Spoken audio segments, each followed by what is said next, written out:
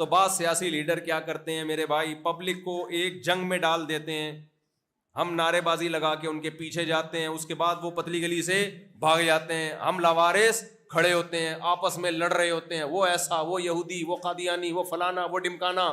ارے بھائی، ان سیاسی لیڈروں کے پیچھے آپس میں ایک دوسرے کی گردنیں کیوں مار رہے ہو؟ یہ لیڈر کل خود بیٹھ کے چائے پی رہے ہوتے ہیں، گپے لگا رہے ہوتے ہیں، اور ہمیں آپس میں کیا کر دیا ہوتا ہے؟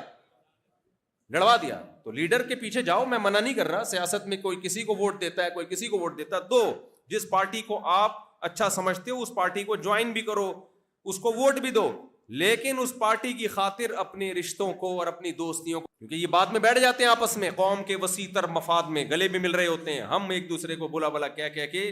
تو نبی صلی اللہ علیہ وسلم اللہ کی طرف سے بھیجے گئے لیڈر تھے، مقتدا تھے، رہبر تھے۔ پیغمبروں کی دعوت کیا ہوتی ہے؟ ما اريد ان اخالفکم الى ما انہاکم عنہ، جو باتیں میں تم سے کہہ رہا ہوں میں خود اس کی مخالفت نہیں کروں گا۔